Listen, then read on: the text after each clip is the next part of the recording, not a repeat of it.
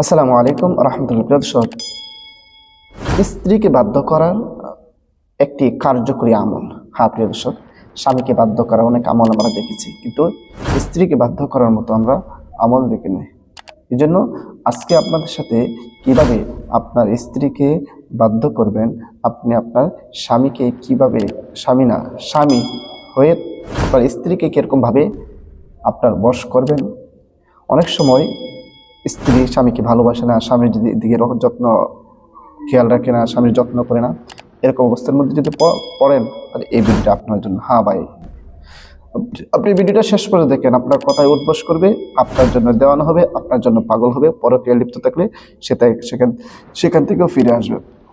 বিস্তারিতভাবে আমি এই ভিডিওর মাঝে আলোচনা করব। তবে ভিডিওটি শুরু করার আগে আপনাদের কাছে ছোট্ট একটা রিকোয়েস্ট, যারা আমার চ্যানেলের মধ্যে নতুন আছেন অবশ্যই চ্যানেলটি সাবস্ক্রাইব করি, পাশে থাকা বেল আইকনটি বাজিয়ে দেবেন। প্রিয় দর্শক, অনেক সময়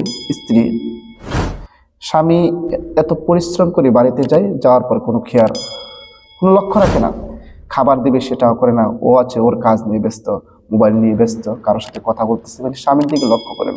আগে স্বামীকে অনেক মহব্বত করতো, আর স্বামী যদি একটা কথা বলে যে এটা করে না, ওটা করো না, ওই জায়গায় যেও না, অমুকের সাথে কথা বলে না, এগুলো বললো, সে এগুলো লক্ষ্য করে না, মানে এগুলোর দিকে কোনো তোয়াক্কা করে না। সে তার মন মতো চলে, তার সন্তানাদি আছে, সুন্দর একটা সংসার আছে, এরপরও সে তার মন মতো চলতেছে, স্বামীর কোনো কথাই সে শুনতেছে না।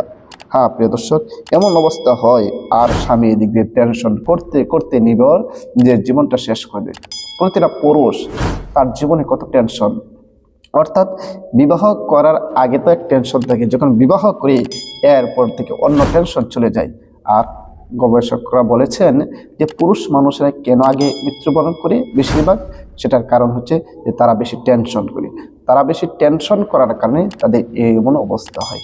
আর টেনশনটা তো মা বোন যারা আছে তারাই দিয়ে থাকে। তাই বলবো, মা বোন যারা আছেন আপনারাও একটু টেনশন কম দিবেন, একটু মিলেমিশে কাজ করার চেষ্টা করেন, সবগুলো একটু দুঃখ কষ্ট সবগুলো একটু শেয়ার করে নেবেন। যাই হোক, অন্য কথা বলতেছি।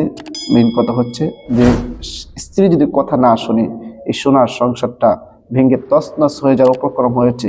সে তার কথা নিয়ে ব্যস্ত, সে তার কাজ নিয়ে ব্যস্ত, স্বামীর দিকে কোনো পরোয়াই করে না, কোনো খবরই রাখে না। কত আছে এরকম, বিশেষ করে যখন পরকীয়ায় লিপ্ত হয়ে যায় তখন এই সমস্যাগুলো বেশি হয়।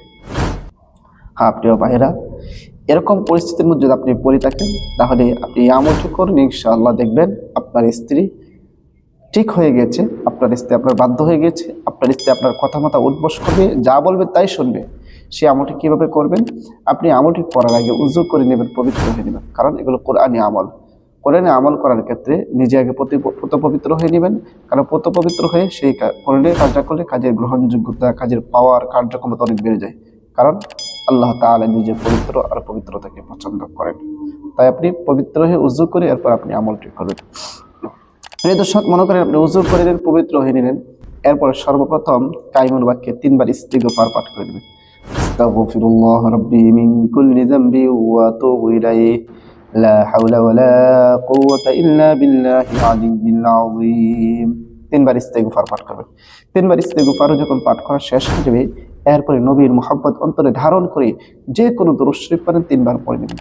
اللهم صل على محمد وعلى آل محمد كما صليت على إبراهيم وعلى آل إبراهيم إنك حميد مجيد. اللهم بارك على محمد وعلى آل محمد كما باركت على إبراهيم وعلى آل إبراهيم إنك حميد مجيد.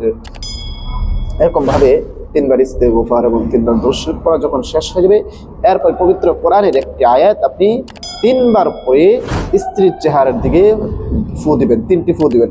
ওয়া আলকাইতু আলাইকা মাহাব্বাতাম মিন্নি, ওয়া আলকাইতু আলাইকা মাহাব্বাতাম মিন্নি, ওয়া আলকাইতু আলাইকা মাহাব্বাতাম মিন্নি।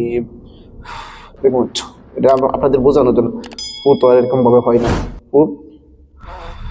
এরকম ভাবে তিনবার পরে 3টি ফু বা দম করবেন। আবারও শেষে যে কোনো দরুদ শরীফ পারেন 3বার পরে নেবেন সাল্লাল্লাহু আলাইহি ওয়াসাল্লাম, সাল্লাল্লাহু আলাইহি ওয়াসাল্লাম, সাল্লাল্লাহু আলাইহি ওয়াসাল্লাম। হ্যাঁ প্রিয় ভাই, আপনি যদি এরকম ভাবে আমল করতে পারেন আর স্ত্রীর চেহারার দিকে তাকে আমল করে চেহারার মধ্যে ফু দিতে পারেন, ইনশাআল্লাহ আপনার স্ত্রী আপনার বাধ্য হয়ে যাবে। আপনার কথা শুনে না, সে আপনার কথা শুনবে। আপনাকে কেয়ার করে না, সে আপনাকে কেয়ার করবে। আপনার জন্য পাগল পাড়া দেওয়ানো হয়ে যাবে। প্রতিটা মুহূর্তে মুহূর্তে আপনার খোঁজ খবর নেবে, আর আপনার বাড়িতে আসলে আপনার কাছ থেকে দূরে সরতে চাইবে না। এরকম অবস্থা হবে ইনশাআল্লাহ। হ্যাঁ প্রিয় দর্শক, এই আমলটি আপনি করার ক্ষেত্রে আল্লাহর উপর পূর্ণ আস্থা বিশ্বাস রেখে করতে হবে। আল্লাহর উপর পূর্ণ আস্থা বিশ্বাস রাখতে হবে। এরপরে সহি শুদ্ধভাবে আমলটি করতে হবে। আমি যেই আয়াতটি তেলাওয়াত করছি সেটাকে আপনাকে সহি শুদ্ধভাবে পড়তে হবে। যদি সহি শুদ্ধভাবে না পড়েন তাহলে কোরআনী আমল ভুল হলে সেটার ফলাফল কখনো পাওয়া যাবে না। এই জন্য সহি শুদ্ধভাবে আমলটি করুন। প্রিয় দর্শক, ভিডিওটা বেশি করে শেয়ার করে দেবেন, যেন যে সমস্ত ভাইরা এরকম কঠিন পরিস্থিতির মধ্যে আছে, টেনশন করতে করতে নিজের জীবনটা শেষ করে দিচ্ছে এই স্ত্রীদের কারণে, অথচ স্ত্রীরা কথা শোনে না, স্ত্রীর অবাধ্য হয়ে গেছে, তারা যেন স্ত্রীর কে বাধ্য করতে পারে। এই স্ত্রীরা তার পরিপূর্ণ ভালোবাসে না, সে যেন পরিপূর্ণ ভালোবাসে। এই জন্য ভিডিওটা বেশি করে শেয়ার করবেন। আপনার দ্বারা যদি কেউ উপকৃত হয় তাহলে অবশ্যই আপনিও সবের ভাগিদার হবেন। দর্শক, সবাইকে অসংখ্য ধন্যবাদ ভিডিওটি দেখার জন্য। আসসালামু আলাইকুম রহমতুল্লাহ।